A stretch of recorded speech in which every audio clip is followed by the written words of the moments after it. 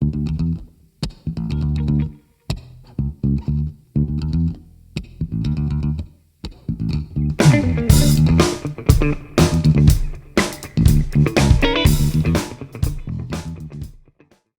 I'm Kenny Moran from Mobile Sessions, and this video is going to be some of the technical background for this live to Atmos recording that we did. And we did this with one of our partners, Shure Corporation. And you can see here, this is one of the box of microphones that we used. There was a lot involved. There was 31 channels in total. Obviously, there's two different ways to look at this. There's the standard microphone setup we use to record the drums and that we use to record guitar and bass. And then there's the Atmos array that I'm calling it. And that is setting up the microphone to match your Atmos system, whether that be 7.1.4 or 9.1.6. In this case, it was 7.1.4. The really big issue when you're talking about recording in Atmos is that phase alignment and distance, just like any other recording you would do with microphones, is paramount. And so every microphone is 10 feet apart from center.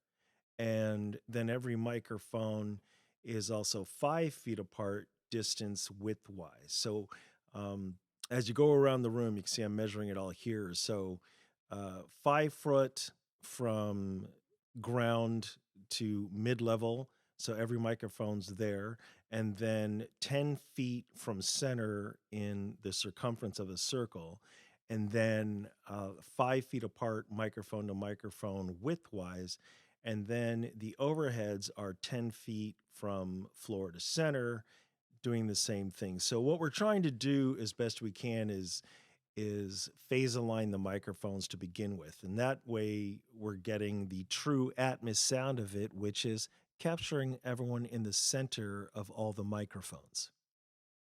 I'm going to post a list here so you can see all the microphones that we did use and where each of them went. So check out the screen, you'll see it now. So the microphones we used were all Shure. From top to bottom, and it's pretty cool to just take one company like this and show all the amazing array that they have. So let's take a look at some of the microphones that I used. Let's start with the KSM series. The KSM 44A are the microphones that I used for all the mid-level Atmos array setup: left, center, right, and then left side, right side. Those are the main things that I use there. For the ceilings, I use the KSM 42, which is almost the same microphone, but it's a cardioid only pattern. And I use those for the LFT, RFT, LRT, RRT ceiling microphones.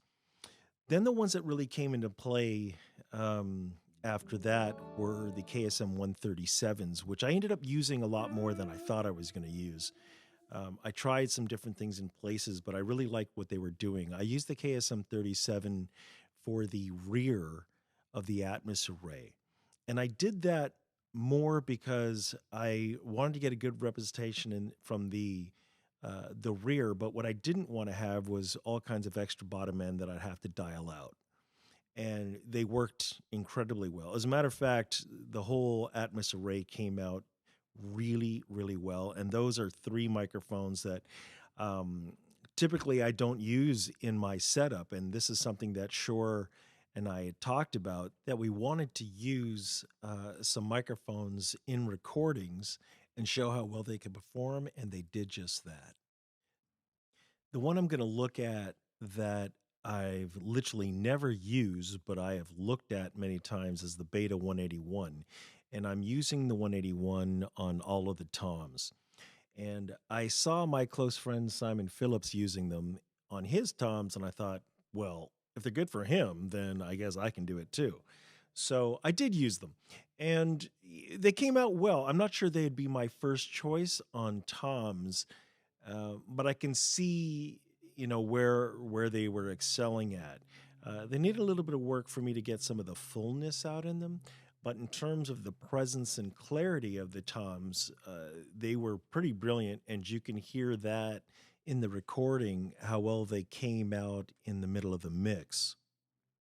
So for last, I left the star of the show, which were the two ribbon mics, which I actually didn't even know Shure made ribbon mics. And the two ribbon mics, I used the KSM 353 ED on Nathan's bass amp, and then I used the KSM 313 NE on one of the guitar amps, and that actually stole the show, and you can hear it in the recording. It's simply an incredible microphone. On Erick Walls' guitar setup, he had two amps, one which was a little brighter than the other, and that is his sound. I had a 57 on one of them, I had the ribbon on the other, and the sound was pretty incredible right from start. I really didn't have to do anything to his guitar at all, so what you're hearing is what was there. And that ribbon mic is so special. I tell you, it has the presence you want, it has the fullness you want, and the cool thing about it is that it's tuned differently on each side of the mic. So it's a little brighter on one side, a little bit more true to the ribbon tone on the other side. So you can really put this microphone in a lot of places and have it be flexible and sound great. So much so that I actually wish I asked for more of these and could have incorporated them in the drums as well. Just astonishing, and I'm going to say you just can't go wrong with it. And as for the 353 that I used on Nathan's bass amp, um, very good results. It's exactly what you would think with a ribbon mic, and I used that on his bass. Having used both of them, I probably would have used the 313 on his bass as well, just to give me a little bit more presence on it. But overall, these two mics just stole the show.